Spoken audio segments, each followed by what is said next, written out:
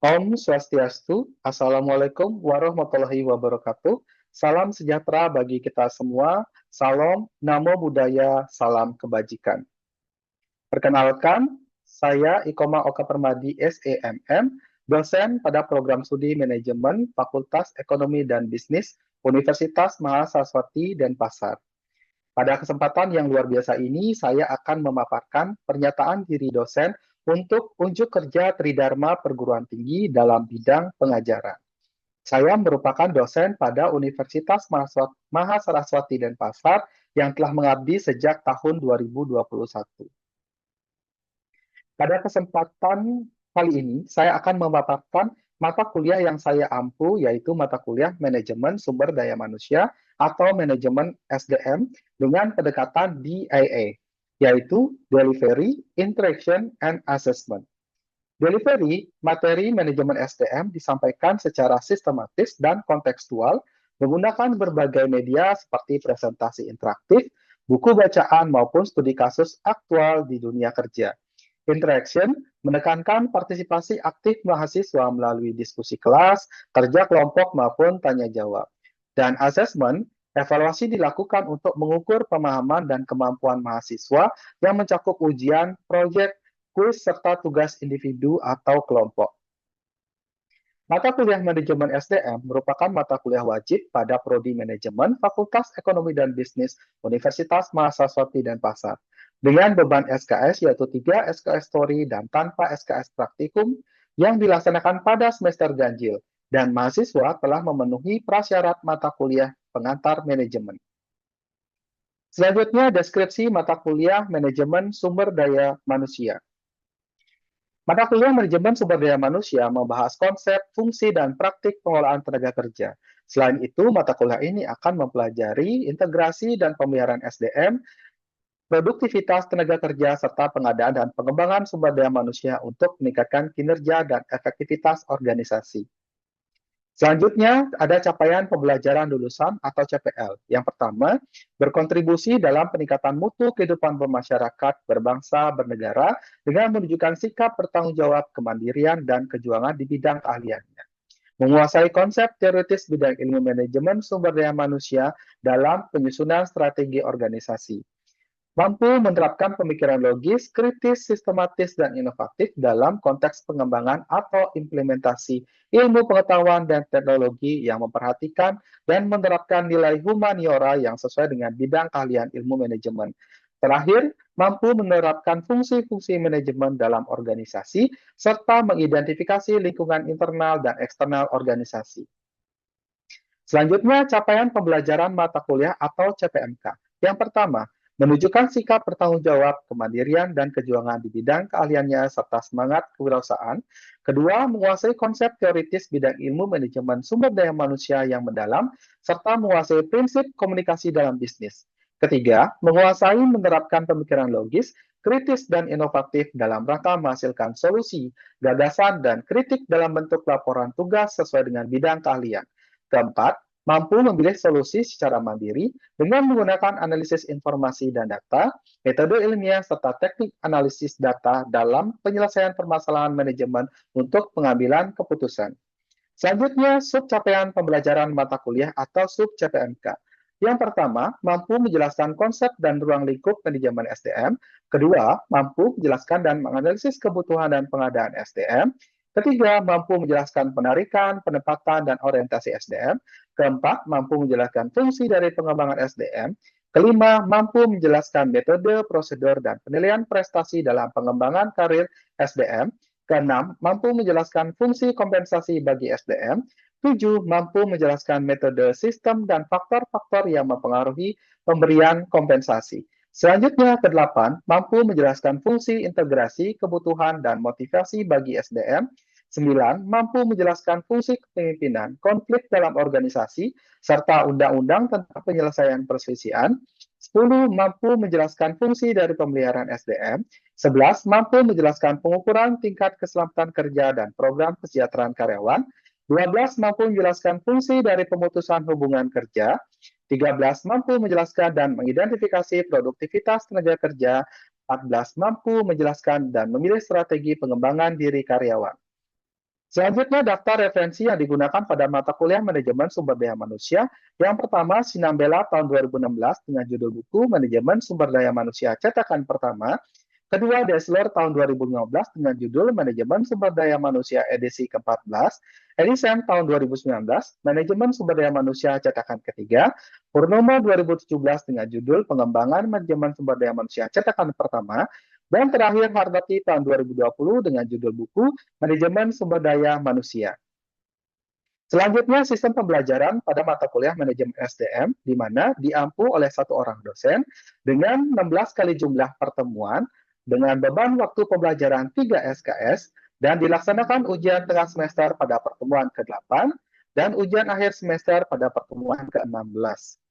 Selanjutnya, metode pembelajaran yang digunakan yaitu adalah student-centered learning. Student-centered learning merupakan pendekatan pembelajaran yang menempatkan mahasiswa sebagai objek utama dalam proses pembelajaran, bukan sekedar penerima informasi dari dosen. Adapun metode SCL yang digunakan yang pertama ceramah, yaitu memberikan pengantar atau landasan teori secara ringkas untuk memicu pemahaman awal mahasiswa terhadap topik. Kedua, diskusi tematik, melatih berpikir kritis, komunikasi, dan kolaborasi mahasiswa melalui eksplorasi suatu tema atau topik secara mendalam dan terbuka dari berbagai sudut pandang.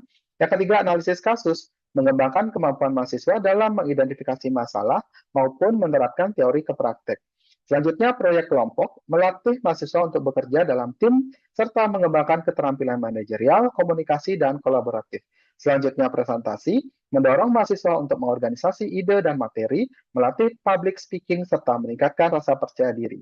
Selanjutnya, tugas reflektif, membantu mahasiswa untuk mengevaluasi pengalaman belajarnya, mengenali kekuatan dan kekurangan diri, dan terakhir kuis, mengevaluasi pemahaman mahasiswa, memberikan umpan balik, serta mendorong mahasiswa untuk belajar secara konsisten.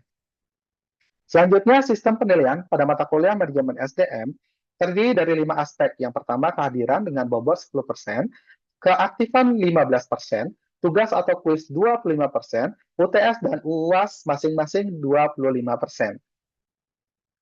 Baik, sekian pemaparan mata kuliah Manajemen Sumber Daya Manusia. Terima kasih. Selamat pagi adik-adik sekalian, kelas SDM A ya. Selamat pagi. Selamat pagi, terima kasih. Pagi, Pak. Ya, selamat pagi semua. Terima kasih ya sudah bergabung di kelas kita di pertemuan yang kedua ini ya. Semoga semua dalam keadaan sehat ya untuk mengikuti perkuliahan kita di manajemen SDM. Oke, jadi ini adalah pertemuan kita yang kedua ya di mata kuliah manajemen sumber daya manusia. Di minggu lalu kita sudah membahas mengenai konsep maupun fungsi-fungsi dari manajemen SDM itu sendiri. Nah, kira-kira ada yang masih ingat apa definisi dari manajemen SDM? Izin Pak. Ya, silakan Surya.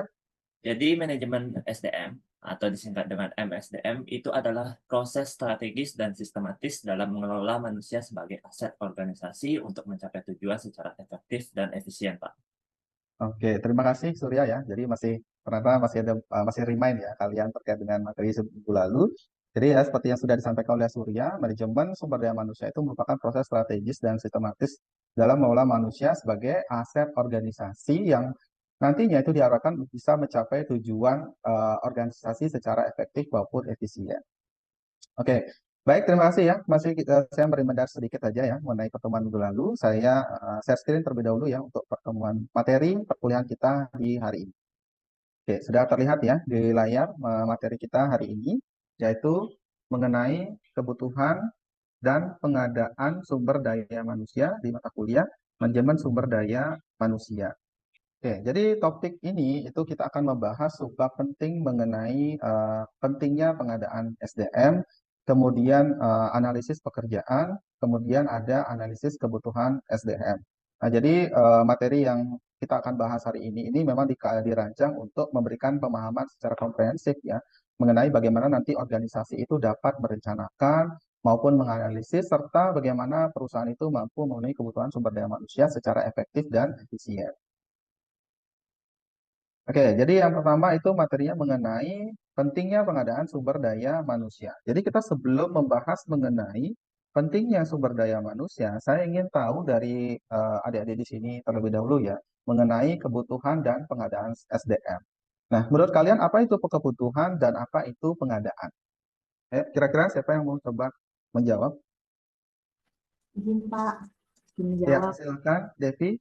Untuk kebutuhan SDM itu kalau menurut saya itu adalah eh, jumlah dan juga jenis tenaga kerja yang kiranya diperlukan organisasi untuk menjalankan fungsi-fungsinya. Oke, terima kasih Devi. Terus selanjutnya mengenai pengadaan, silakan kira-kira. Izin menjawab, Pak. Ya, silakan, Ari. Untuk pengadaan SDM itu menurut saya adalah suatu proses dalam menentukan berapa sih jumlah eh, orang yang akan dibutuhkan oleh perusahaan untuk mencapai tujuan. Oke, terima kasih untuk jawabannya Ari ya. Jadi tadi sudah ada teman kalian sudah mencoba, itu sangat bagus ya. Kita di sini mencoba menjawab mengenai apa itu kebutuhan dan pengadaan dari sumber daya manusia itu sendiri. Oke, jadi di sini mengenai kebutuhan SDM ini adalah merujuk kepada jumlah dan jenis tenaga kerja yang diperlukan untuk menjalankan tugas dan fungsi dalam organisasi. Nah, ini halnya berkaitan dengan tujuan organisasi, baik jangka pendek maupun jangka panjang. Nah, kebutuhan SDM ini itu akan seringkali berubah, itu tergantung dari bagaimana perubahan strategi di perusahaan tersebut, ataupun produk yang mereka pasarkan, atau siapa sih pasar yang dilayani oleh organisasi tersebut atau perusahaan tersebut. Nah, kemudian mengenai pengadaan SDM, ini adalah proses ya untuk memenuhi kebutuhan tenaga kerja yang sesuai dengan kualifikasi yang dibutuhkan oleh organisasi.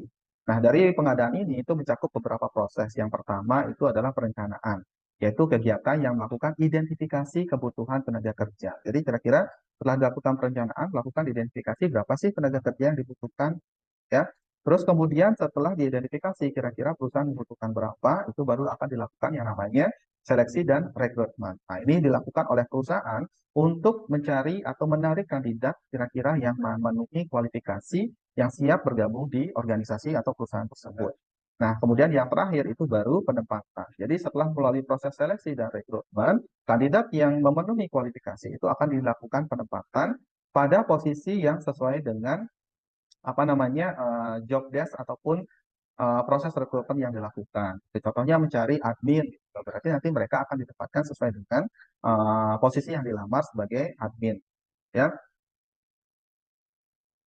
baik. Selanjutnya di sini baru kita akan berbicara mengenai pentingnya pengadaan SDM, gitu ya.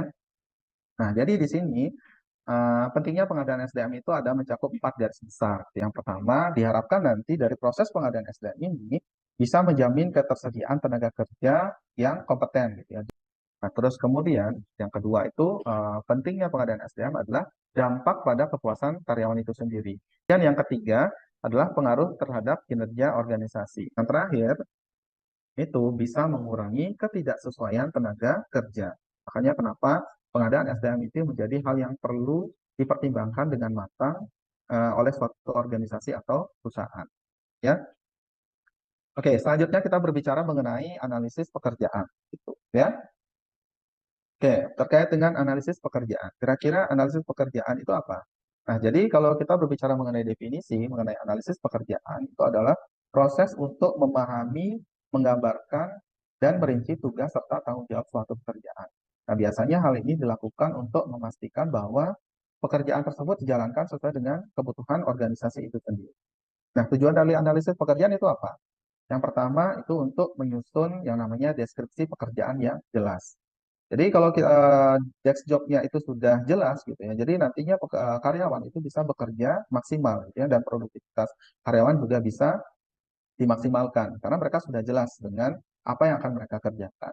Terus kemudian yang kedua yaitu menentukan kualifikasi yang dibutuhkan untuk melaksanakan pekerjaan itu sendiri gitu. Terus kemudian yang ketiga adalah untuk menyusun spesifikasi pekerjaan untuk rekrutmen dan seleksi. Nah, apa saja sih langkah-langkah dalam analisis pekerjaan itu sendiri? Yang pertama, kita bisa melakukan yang namanya pengumpulan data, ya, baik itu menggunakan observasi, bisa juga dengan menggunakan wawancara ataupun dengan kuesioner. Kemudian yang kedua, penentuan dari job description. Nah, jadi kalau job description ini adalah mendeskripsikan tugas-tugas utama dan tanggung jawab dari pekerjaannya. Nah, kemudian kalau berbicara mengenai job specification, berarti kita menentukan kualifikasi apa yang dibutuhkan, gitu, ya. Oke, jadi kita di sini kita coba contoh ya mengenai apa namanya contoh dari analisis pekerjaan. Nah, itu kan tadi kita sudah membahas mengenai teori analisis pekerjaan. Nah, kita coba belajar mengenai kira-kira bagaimana sih kita melakukan analisis pekerjaan. Ya, nah yang pertama di sini kita coba job description mengenai posisi manajer pemasaran, yang dimana tugasnya di sini adalah mengembangkan dan melaksanakan strategi pemasaran produk baru. Kemudian tanggung jawabnya itu adalah meningkatkan penjualan produk, memimpin tim dan memimpin tim pemasaran, gitu ya. Jadi itu adalah tanggung jawab dari seorang manajer pemasaran. Nah, kemudian kira-kira dari description ini kan kita sudah tahu ya, kita mencari posisi seorang manajer pemasaran dengan tugasnya seperti apa dan tanggung jawabnya seperti apa. Nah, menurut kalian, kira-kira apa nih job specification yang dibutuhkan untuk posisi dari manajer perusahaan tersebut? Kira-kira apa? Ada yang bisa bantu jawab? Izin menjawab, Bapak. Ya, silakan. Dek Bagiana. Baik, terima kasih. Menurut saya dari kualifikasi pendidikan ya. Jadi kalau misalkan ingin mencari manajer di bidang pemasaran, ya minimal pendidikannya ya S1 di bidang yang relevan ya, seperti manajemen pemasaran atau mungkin disiplin ilmu yang sesuai dengan eh, fokus atau bisnis yang akan dikelola oleh si manajer tersebut. Seperti itu, Bapak. Terima kasih. Oke, baik. Terima kasih, Kak Dek. Lengkap sekali ya untuk jawabannya. Terima kasih. Terus kemudian selanjutnya kira-kira apa? Selain berfokus kepada pendidikan ya, kualifikasi pendidikan, yang lainnya kira-kira apa? Ada yang bisa jawab lagi? Izin Bapak, saya Ya, mau silakan. jawab. Ya, Ya, Sandi. terima kasih atas kesempatan yang diberikan. Mungkin yang lagi satu, karena dia manajer gitu ya Pak ya, dia mungkin perlu pengalaman, mungkin beberapa tahun, katakanlah mungkin 3 tahun gitu ya, di bidang di mana dia kalau ini kan bicara manajer pemasaran gitu ya. Jadi di bidang pemasaran dia minimal ada pengalaman, mungkin 3 tahun gitu. Itu sih Pak, terima kasih. Oke, terima kasih Husadi ya untuk jawabannya. Nah, jadi apa yang sudah disampaikan teman-teman itu benar ya terkait dengan eh, jawabannya mengenai apa sih yang job specification yang dibutuhkan bagi posisi seorang manajer. Nah, jadi secara kualifikasi ya, kita ngomongin kualifikasi, paling tidak mereka harus mempunyai gelar sarjana di bidang manajemen pemasaran atau terkait. Namun memang tidak menutup kemungkinan jadi dari jurusan-jurusan yang lain mungkin dari bidang manajemen umum atau operasional itu mungkin saja bisa melamar posisi manajer pemasaran dengan syarat mereka memenuhi kualifikasi tersebut. Nah, kemudian yang kedua, karena kita memang mencari kandidat seorang posisi manajer pemasaran gitu ya, jadi paling tidak mereka sudah memiliki pengalaman, ya minimal 3 tahun di posisi yang serupa gitu ya di dalam perusahaan yang sejenis. Nah, itu diharapkan. Sehingga kenapa gitu? Sehingga karena kita di sini mencari posisi manajer pemasaran, sehingga mereka adalah kandidat-kandidat yang sudah siap untuk membantu mengembangkan atau meningkatkan produktivitas dari perusahaan tersebut.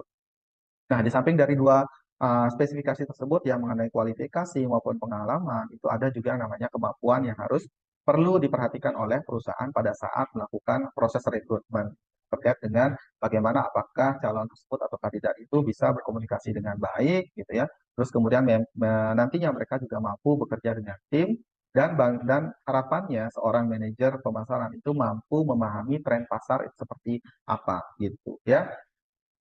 Nah, kemudian manfaat dari analisis yang tepat ini itu nantinya dapat melakukan rekrutmen yang lebih efektif dan terarah. Terus kemudian yang kedua, kita juga bisa memberikan kejelasan peran dan tanggung jawab dari apa namanya posisi tersebut ya. Dan kemudian yang terakhir itu adalah ini merupakan suatu dasar untuk evaluasi kinerja yang lebih objektif. Oke, selanjutnya kita membahas mengenai analisis kebutuhan sumber daya manusia ya. Nah, kalau kita berbicara mengenai analisis kebutuhan SDM gitu ya, ini kalau kita lihat dari definisinya sendiri, jadi analisis kebutuhan SDM ini adalah proses sistematis untuk mengidentifikasi, kemudian menentukan jumlah, jenis, kualitas maupun kompetensi tenaga kerja yang dibutuhkan untuk mencapai tujuan strategis organisasi, baik itu jangka pendek, menengah maupun jangka panjang.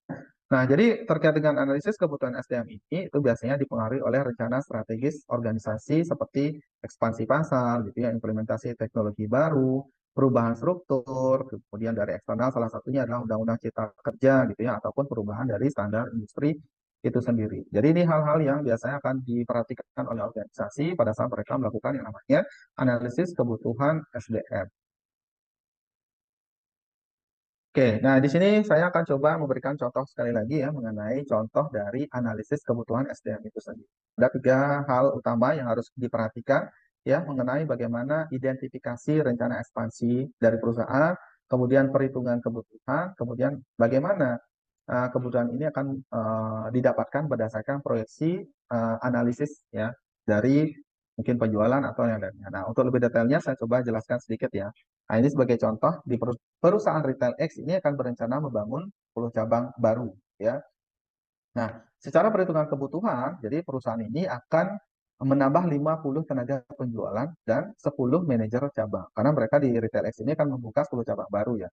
Apa dasarnya mereka mendapatkan 50 tenaga penjualan dan 10 manajer cabang. Nah, ini berdasarkan dari analisis penjualan dan kebutuhan operasional sebelumnya. Karena mungkin saja di tempat yang sudah beroperasi, ternyata satu toko itu mereka membutuhkan yang namanya 10 gitu ya. Jadi mereka membutuhkan rata-rata adalah 10, 5 ya, atau 5 tenaga penjualan dan 1 tenaga manajer untuk di 10 cabang baru gitu. Nah, ini kan berdasarkan analisis penjualan yang sudah berjalan di toko-toko sebelumnya. Sehingga pada saat mereka melakukan ekspansi, mereka sudah bisa memperkirakan kira-kira oh setiap toko itu akan membutuhkan 5 tenaga penjualan dan 1 orang manajer cabang. Nah, itulah salah satu contoh sederhana ya mengenai analisis kebutuhan SDM itu sendiri ya di suatu organisasi atau perusahaan. Oke, jadi secara kesimpulan dari materi yang sudah kita bahas hari ini mengenai kebutuhan sumber daya manusia ya, bahwa nantinya diharapkan bahwa suatu organisasi ataupun perusahaan itu dapat memastikan bahwa mereka nantinya memiliki sumber daya yang tepat gitu ya, terus kemudian memiliki keterampilan yang tepat sehingga bisa mencapai tujuan strategis dari organisasi itu sendiri. Baik, selanjutnya kita lanjutkan ke sesi tanya jawab. Nah, dari materi yang sudah saya sampaikan tadi, terus kemudian dari beberapa tanggapan teman-teman kalian yang mengenai kebutuhan dan pengadaan SDM, kira-kira ada yang ingin ditanyakan atau ada yang kurang jelas mengenai materi yang kita bahas hari ini? Silakan. Ada yang ingin bertanya? Iya, Oh ya, silakan. saya ingin bertanya tentang tantangan. Jadi tantangan seperti apa kira-kira yang sering dihadapi dalam proses pengadaan SDM di organisasi muda? Oke, terima kasih. Atau yang lain kira-kira ada yang mau bisa menanggapi jawab pertanyaan dari teman-temannya?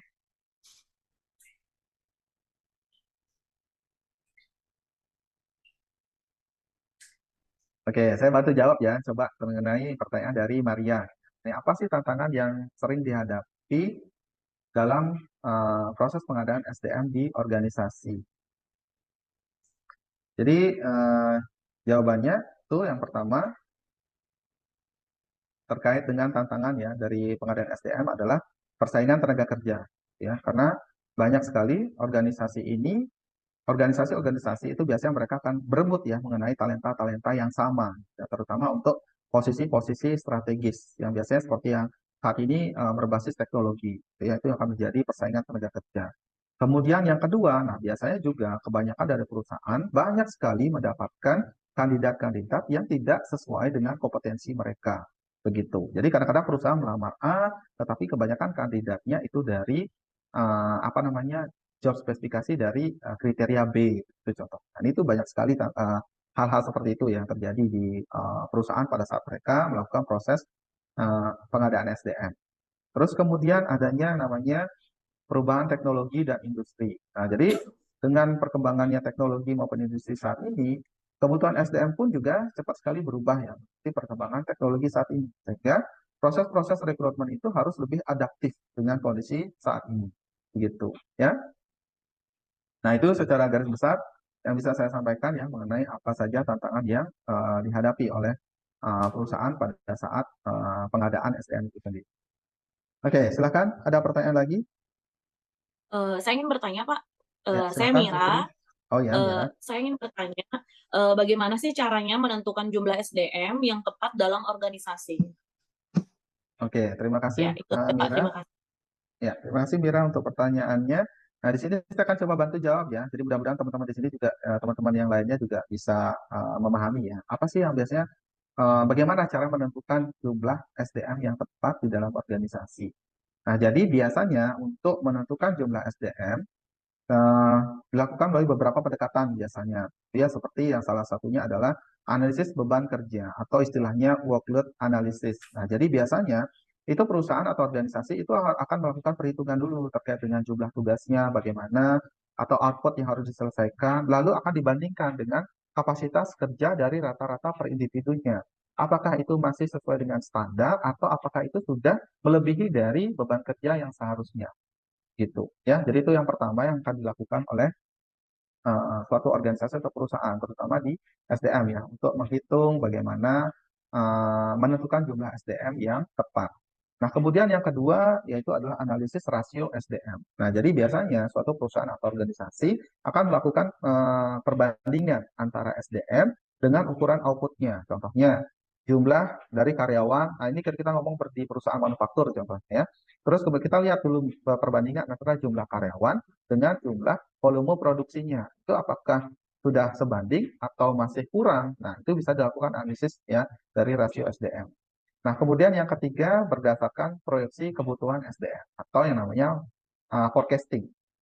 Nah, jadi biasanya perusahaan itu akan memperkirakan dulu kebutuhan-kebutuhan tenaga kerja berdasarkan dari tren bisnisnya bagaimana. Terus kemudian apakah perusahaan itu akan melakukan rencana ekspansi atau tidak. Atau ada perubahan-perubahan teknologi nggak terkait dengan penerapan di perusahaan tersebut. Nah, jadi mereka bisa melakukan forecast dulu, ya. Terutama kalau perusahaan itu akan melakukan ekspansi. Seperti tadi saya sudah dijelaskan contoh sebelumnya ya, pada saat perusahaan melakukan analisis. Tuh. Terus kemudian yang terakhir bisa saja melalui benchmarking. Nah, ini biasanya juga akan sangat penting dilakukan oleh suatu organisasi, melakukan benchmarking atau membandingkan struktur sumber daya manusia di perusahaannya dengan organisasi sejenis. Sehingga mereka itu akan mendapatkan bayangan kira-kira berapa sih jumlah ideal yang dimiliki oleh suatu organisasi gitu dengan perusahaan yang sejenis tersebut. Gitu kira-kira ya. Oke, untuk Mira, jawabannya sudah jelas? Sudah jelas, Pak. Terima kasih. Oke, terima kasih. Baik, ada lagi pertanyaan? Sudah cukup jelas ya untuk materi kita ya. Jadi ada teman-temannya tadi juga sudah bertanya. Oke, baik, karena tidak ada pertanyaan lagi, tadi materi sudah saya sampaikan, sesi diskusi juga sudah saya buka. Nah, di sini kita mari coba melakukan quiz dulu ya. Jadi untuk merefresh dari pertemuan kita hari ini, kira-kira sejauh mana sih kalian memahami materi yang sudah kita bahas hari ini. Oke, jadi untuk kuisnya itu sendiri saya menggunakan Quizizz. Silahkan kalian bisa bergabung ya di Quizizz-nya. Untuk saya share terlebih dahulu untuk Quizizz-nya. Ya, silahkan bisa di-scan QR-nya atau boleh menggunakan URL dari Join My Quiz, kemudian diinputkan kodenya. Oke, baik, kita mulai saja ya untuk kuisnya. Saya mulai dari sekarang.